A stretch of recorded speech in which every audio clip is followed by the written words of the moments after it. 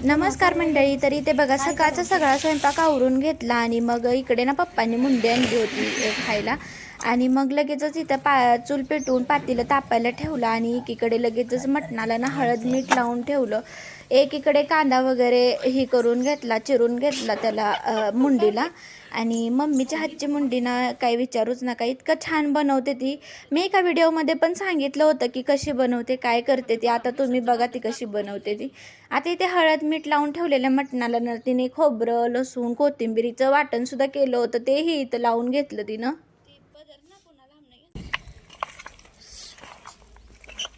आता आमचं चुलीवरचं मटण होणार आहे मम्मीच्या हातचं झणझणीत एकदम झक्कास. खाते का मला सांग की आज मग मुंडी मुंडी नाही आवडत. आता इकडे बघा हळद मीठ लावून ठेवलं मटणाला आणि लगेचच पातेलं तापलं होतं आणि लगेचच तिनं तेल टाकलं पातेल्यात आणि मग छान मस्त असं कडकडीत तेल तापल्यानंतर ना त्याच्यामध्ये एक छोटासा कांदा चिरून घेतला होता, तो पण इथं भाजायला टाकला तिने आणि छान मस्त लालसर असा कांदा भाजून घेतला आणि ते एकदम चिमूटभर अशी हळद पण टाकली. इथे ना कांदा छान मस्त असा तेलात भाजला होता आणि लगेचच हळद मीठ लावलेलं मटण तेलात टाकून छान मस्त असं हलवून घेतलं. आणि इथे ना ती एकदम साधं सोपं आणि गावरान पद्धतीत चुलीवरचं बनवणार होती मुंडी. आणि हो, कोणाकोणाला आवडते चुलीवरची मुंडी ते मला नक्की कमेंट करून सांगा बरं का. त्याला चुलीत पण भाजते ते ना ग मम्मी. आता बघ कशी हानते पातेल्याला.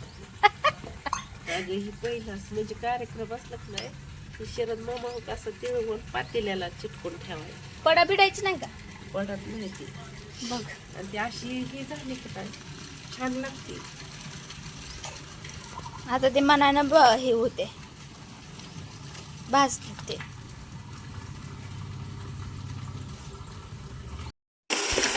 आता इथे बघा मुंडी पण छान वापरत होती, आमचं पाणी पण सुटलं होतं मुंडीला आणि छान मस्त रसरशीत असं तेल पण सुटलं होतं त्याला. आणि इकडे बघा ते मम्मीनं पातेल्याला जे लावलं होतं ना ते तिळवण आहे बरं का आणि छान लागते ते खायला, एकदम मस्त काळीज आपण बोकडाचं खातो ना अगदी तशीच लागते. आता इकडे बघा मटण शिजलं होतं आणि आपली तिळवण पण छान वापरून तयार होती, मस्त अशी लागत होती. आता ही तिळवण मिठासोबत खायची बरं का, एकदम छान लागते. आणि ते बघा लगेचच आता ही तिळवण कोणाकोणाला आवडते, कोणी कधी खाल्ले का ते मला नक्की कमेंट करून सांगा बरं का. आणि त्याची चवसुद्धा मला कशी लागते ते खाल्ली असेल तर नक्की सांगा. आता इकडे बघा छान मस्त असं मटण मुंडी आपली शिजली होती आणि आता माझ्या मम्मीच्या गप्पा चालू होत्या, आमचा हसतमुखत चालू होतं बनवायचं. आता इकडे बघा तिखट भाजी बनवायची होती म्हणून ते ना कढई तापायला ठेवली होती आणि नकळत थोडंसं तेल घातलं, कारण ते मटण आधीच तेलकट होतं ना त्याच्यामुळे.